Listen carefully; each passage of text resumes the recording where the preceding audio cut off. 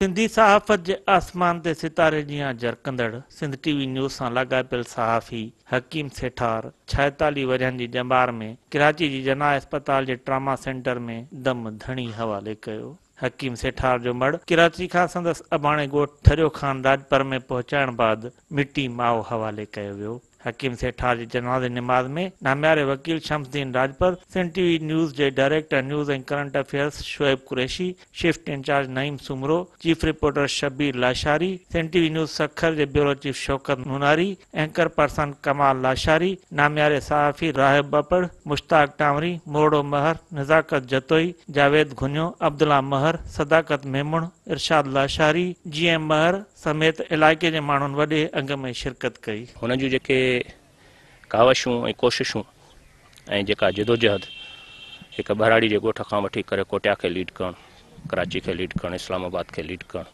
इहे हुन जे तरक़ीअ जो मिसाल आहिनि। सिंध सां लाॻापियल जेके सुवाल हुन जे ज़हन में उथंदा त हर प्रेस कॉन्फ्रेंस में उहो पुछंदो हुयो ऐं मतिलबु हुनखे थर्स्ट हुयो त जेका आहे उहो जेको सुवाल हुन में ज़हन में अचे उन जो जवाबु हर हालत में उन खां पुछंदो। हिकिड़ो बेडरपो इंसान हो, ईमानदार ऐं सचो इंसान हो। ही माना ॿियनि वांगुरु एतिरो माना पंहिंजो घर घाट या मतिलबु अहिड़ो न करे सघियो जेको हिन जे ईमानदारी सचाई ऐं पंहिंजे पेशे सां ही तमामु मुख़लिस हो। हुन सदाईं चुभंदड़ सवाल कया, हुन कॾहिं मसलियत जी ॻाल्हि न कई।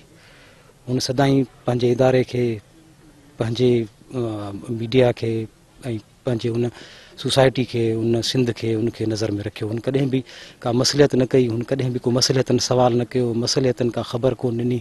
हुन सदाईं उहा शइ ॾिनी जेका निराली रही। वॾे वज़ीर जी का प्रेस कॉन्फ्रेंस हुजे, गवर्नर जी का प्रेस कॉन्फ्रेंस हुजे या वफ़ाक़ी वज़ीरनि जी का प्रेस कॉन्फ्रेंस हुजे, उते हकीम सेठार सवाल ज़रूरु कंदो हो ऐं अहिड़ो सवाल कंदो हो जेको यकीन अणवणंदड़ हूंदो हो, याने सियासतदाननि जी हेठां ई करण वारो सवाल न हूंदो हो, पर माण्हुनि ऐं ग़रीब माण्हुनि जे आवाज़ जो सवाल हूंदो हो। खरो इंसान तमामु माना तिखो तेज़ ॻाल्हाईंदो, पर जेको दिलि में हुनजे में हूंदो उहो ई ॻाल्हाईंदो। इंतहाई बुर्दबार, इंतहाई मुतहरिक, इंतहाई शानदार क़िस्म जो दोस्ती में ऐं उन खां अलावा उहो बेबाकी सां सहाफ़त कंदो हो। हुन महिनत कई ऐं पाकिस्तान जे मुख़्तलिफ़ शहरनि में हुन पंहिंजो सहाफ़ती अरसो जेको ॾिनो, उन में पंहिंजो ख़ूब जेको आहे हुन सहाफ़त कई, मज़लूम माण्हुनि जो आवाज़ बणियो।